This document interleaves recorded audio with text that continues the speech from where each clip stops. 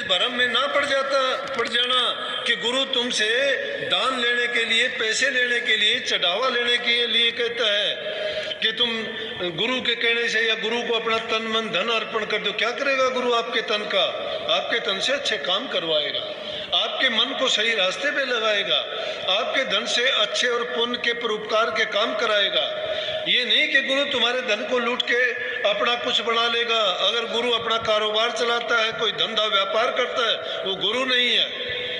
ऐसे गुरु नहीं होते हैं। गुरुओं के काम तो ये होते हैं कि समाज को दिशा दिखाएं, उनकी बुराइयों में जो आदत बनी हुई है वो छुटवाएं, गरीब भूखे गरीब जो उनके लिए वो कार्य किए जाएं, या जो बेचारे किसी भी प्रकार से, कोई तन से कोई मन से किसी दुखी है, उनकी सहायता और मदद करें। और जो भक्ति के रास्ते पे चलना चाहता है और तड़प है जिसको अपने घर पहुंचने की, जो बच जाना चाहता है जन्म मरण से, उनको उस आदि घर का भेद देके उनको वो रास्ता दिखाते हैं। स्वामी जी महाराज ने तो साफ लिखा है कि गुरु नहीं भूखा तेरे धन का, उन पे धन है भक्ति नाम का, पर तेरा उपकार करावें, भूखे नंगे को दिलवावें, उनकी मेहर सहज तू पावे, जो उनको प्रसन्न करावे, उनका खुश होना है भारी, सत्य पुरुष निज कृपाधारी।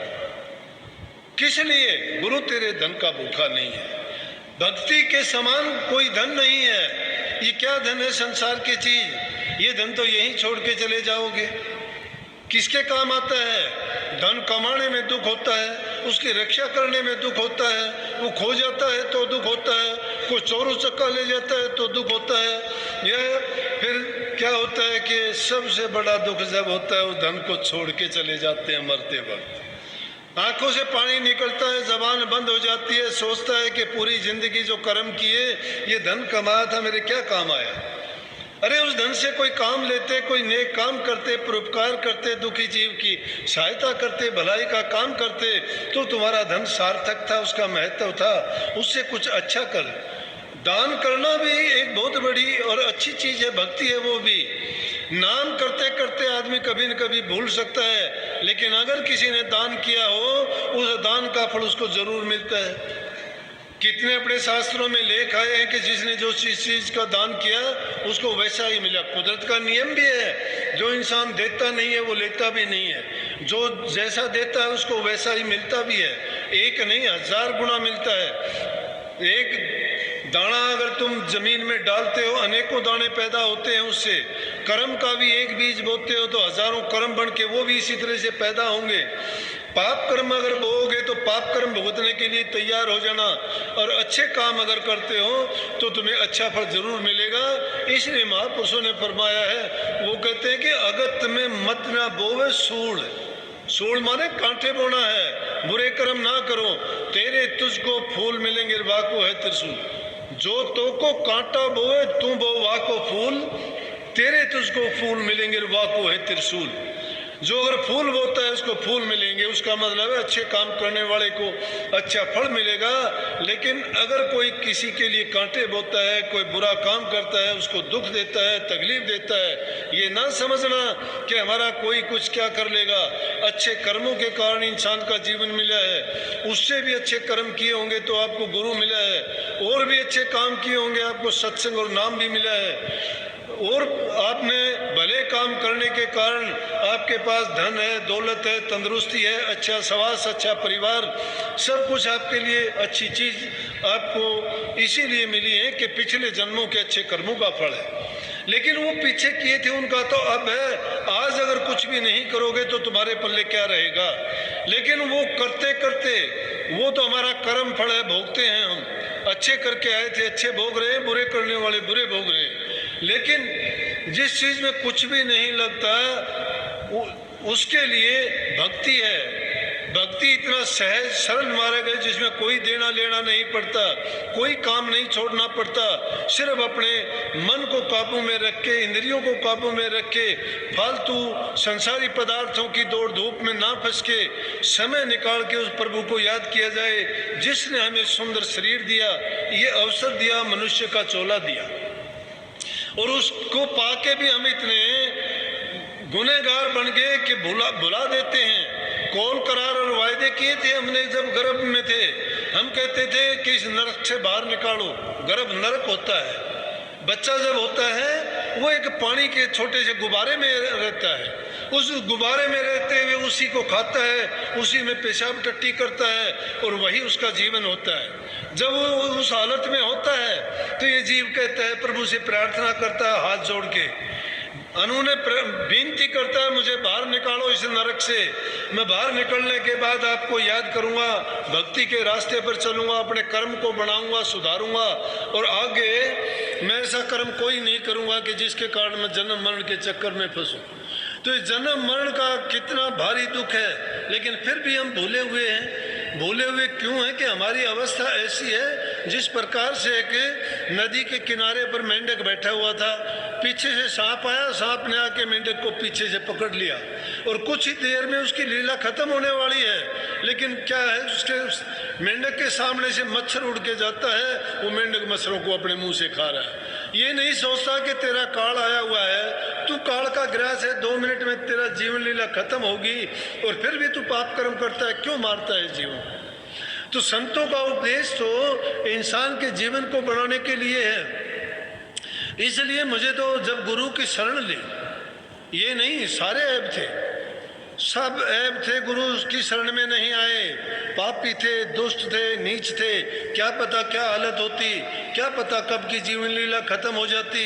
इसीलिए मैं अपने व्यक्तिगत रूप से बताता हूँ, मैं इस बात के लिए गुरु का बहुत कृतज्ञ हूँ कि मैं सोचता हूँ कि अगर गुरु की शरण में नहीं आते, गुरु हमें वो नहीं अपनाते, शरण नहीं देते, तो पता नहीं जीवन लीला किस हालत में और कहाँ खत्म होती। जीते जी फिर भी नरक भोगना होता, किस गली में, किस हाल में मरते, क्योंकि जो संसार की बुराइयां थी उनमें फंसे हुए थे और उन बुराइयों के कारण। इसलिए संतों ने इस बात को बड़ा दोहरा के कहा है कि गुरु मेहर करें तो कागों से हंस बना दे। काग से हंस बढ़ा देने का मतलब योनि तो नहीं बदल सकते, लेकिन उनकी जो आदत बुरी है उनको छुटा के गुरु उनकी अच्छी आदतें ऐसी बना देती हैं। जैसे हंस की आदत है, हंस किसी जीव को दुख नहीं देता, कौवा हरेक को दुख देता है, तो उस काग रूपी जीवन से निकाल के हंस रूपी जीवन बख्श देते हैं। और जब जब भी ख्याल आता है, जब जब गुरु के वचन याद आते हैं, उनका आशीर्वाद याद आता है, उनके साथ बिताए वो पल याद आते हैं, तो पुरानी यादें ताज़ा हो जाती हैं। और कई बार तो सोचते सोचते पता नहीं कितना समय गुजर जाता है। और उस समय गुजरने के साथ साथ जब जब पहले याद आती थी तो बहुत मैं एक शब्द को बड़े दिल से गाया करता था, और वो शब्द के था कि गुरु ने मेरी बाँह पकड़ी नहीं तो मैं भी बह जाता, मेरी सतगुरु ने पकड़ी से बाँह नहीं तो मैं भी बह जाता। मेरा नहीं, मैं बह जाता नहीं था, नहीं तो जिंद बह जाती है शब्द में तो, लेकिन मैं इसको ऐसे गाता था। और क्या किया गुरु ने, कर्म काट कोयला किया रे ब्रह्म अग्नि पर जार, लोभ मोह भ्रम जार यारे सतगुरु बड़े हैं दयाल नहीं तो मैं भी बह जाता।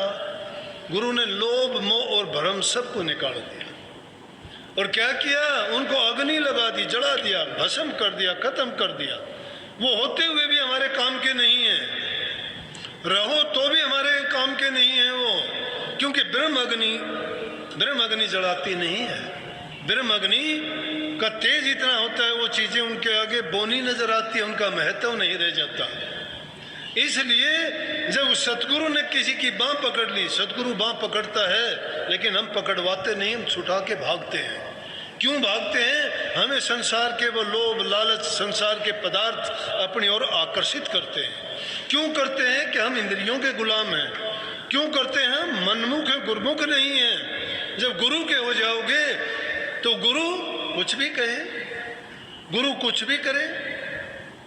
मेरे साथ जो घटना होती, लोग हंसते थे, मजाक करते थे कि ओह आज तो गुरु इससे नाराज है, देखो, बड़े हंसते थे। लेकिन थोड़ी देर के बाद में देखते थे वो हंसी गायब हो जाती थी।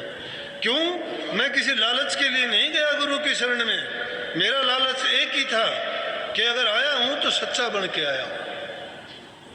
मुझे ये नहीं है कि कोई भी दूसरे क्या लेना, क्या कर लेंगे संसार के पदार्थ। जब जरूरत थी जब वो चीज मिली नहीं, अब मिलती है हमारे काम की नहीं, क्या काम आएंगी? सोच के देखो।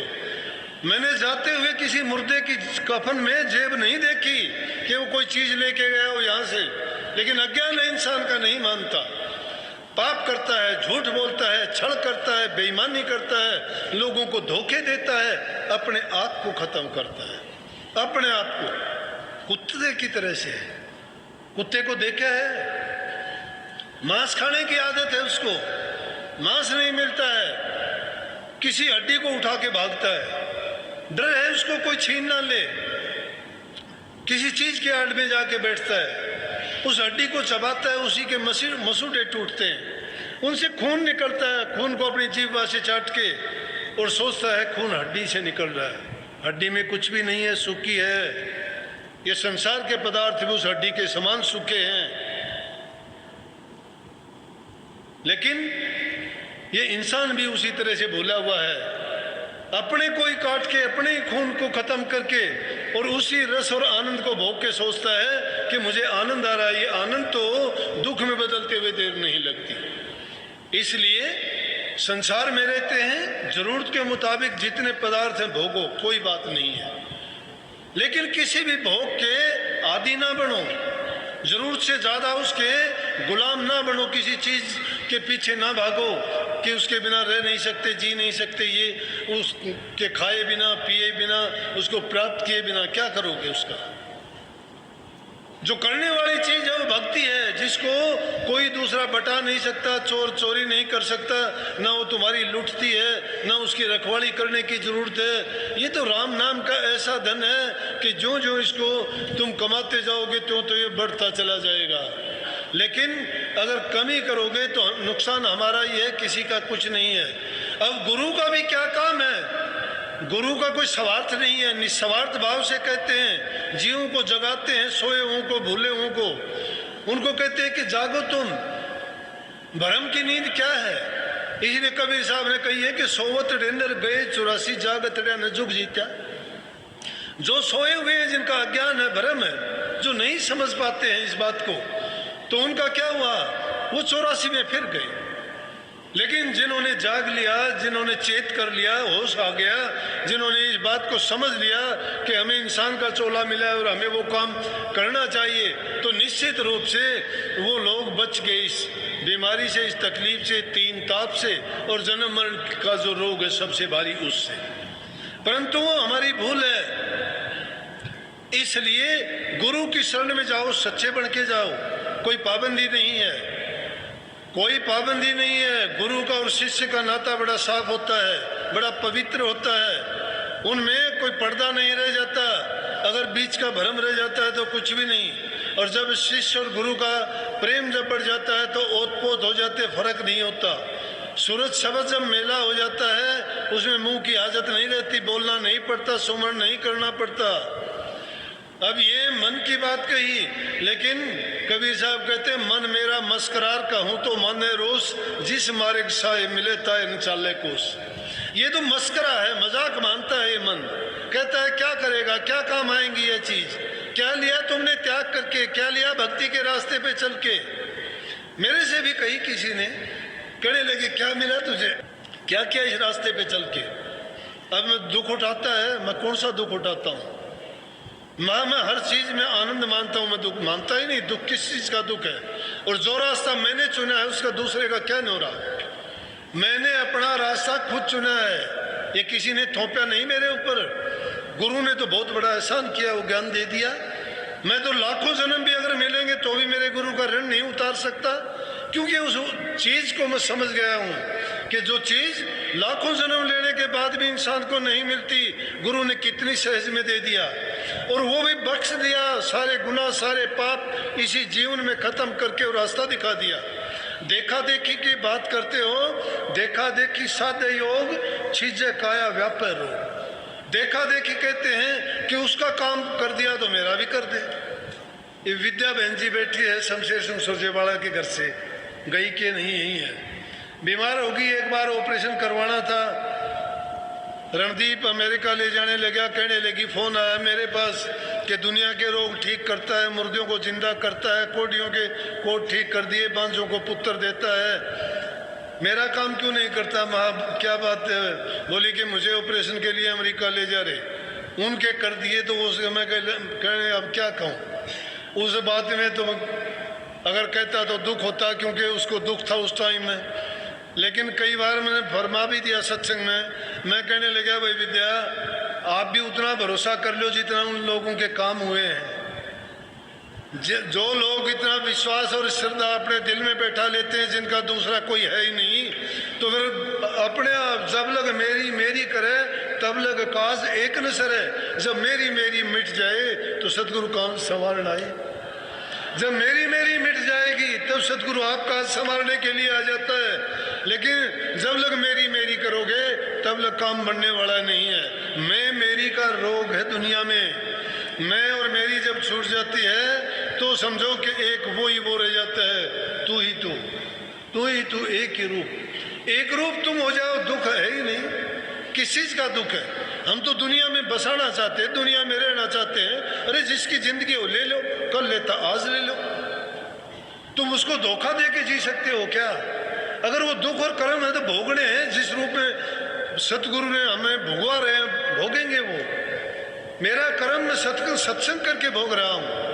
दुखी लोग अपना दुख भोग के कर रहे हैं, रोगी लोग अपना रोग भोग के कर रहे हैं, सुखी लोग अपने सुख में अपने जीवन बिता के कर रहे हैं। वो सतगुरु की मेहर है कि किसका कर्म किस तरह से काट रहे हैं वो जानते हैं। हम नहीं जानते अपने कर्मों को। हमें तो याद कल की बात भी नहीं है। 2 दिन पहले जो बात कही थी भूले हुए हम, किसको क्या कहा था, कहाँ याद रखेंगे पिछले जन्मों की। लेकिन हाँ, अगर कोई अपने कर्म फल को देखे इस जीवन में कि मैं क्या हूँ, तो निश्चित रूप से दर्पण की बातें आपको दिखा देगा कि उस कर्म का ही फल है ये जो पहले करके आई। अब तो कोई किया नहीं किसी ने, इसलिए वो तो था वो था, उसको छोड़िए। अब बात आगे की करो। ये है हमारे पास समय वर्तमान। जो आदमी अपने भूत और भविष्य की चिंता करता है वर्तमान को भी खो देता है। जो वर्तमान समय है, इस समय में हमें सब कुछ मिला हुआ है। और समय रहते हुए जो नहीं चेतता है उससे ज्यादा मूर्ख नहीं होता है। जितना भी टाइम है अपने आप को जो गुरु ने ध्यान के लिए, सुमन के लिए, भजन के लिए हमें हिदायत दी है वो काम पूरा करना चाहिए। अगर कोई ये बहाना लगाता है कि मैंने तो गुरु कर लिया, गुरु मेरा काम करा, कोई गुरु किसी का काम नहीं करेगा। काम अगर करना है तो आपको खुद करना है। ये निर्बल दुर्बल असहाय लोग सहारा पकड़ते हैं। गुरु का तो ये है कि गुरु ने जो देना था आपको दिया है। अब मर्जी आपकी है, आप उसको कितना लेना चाहते हैं। गुरु ने रास्ता दिखाया है, मंजिल पर आप पहुंचोगे तब जब उस रास्ते पे चलोगे।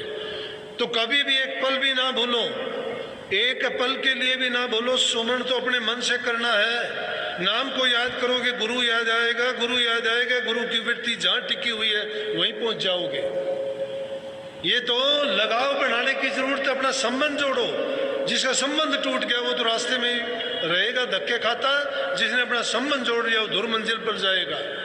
शब्द की डोर जिसने पकड़ ली है, शब्द डोर ऊंचे मंडलों से आती है, और उस शब्द डोर को जो पकड़ लेता है, नीचे के जो दर्जे हैं उनमें हमें मेहनत करनी पड़ेगी।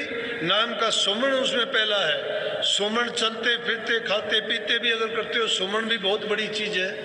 मैंने कई बार उस रास्ते पर लगाने के लिए आपको प्रलोभन दिया है कि मानता हूं आप ध्यान नहीं कर पाओगे, मानता हूं कि आपकी समस्याएं भी जटिल होंगी, ज़्यादा होंगी, सामाजिक हैं, हम परिवार वाले हैं, अनेक प्रकार के आदमी को कामों से गुजरना पड़ता है, मन भी बदलता रहता है। लेकिन मैं कहता हूं कि सुमन मात्र भी कर लोगे तो भी कल्याण हो जाएगा। बड़ों बड़ों के पापियों के हुए, दुष्टों के हुए, जो बहुत बड़े बड़े डाकू ठग लुटेरे थे उनका भी कल्याण हो गया। हम में तो ऐसी कोई बात नहीं है। छोटी मोटी कोई आदत अगर हो भी की हमने तो वो भी छोड़ दी है। तो निश्चित रूप से हमारा तो कल्याण है, कोई रोकने वाला ही नहीं है।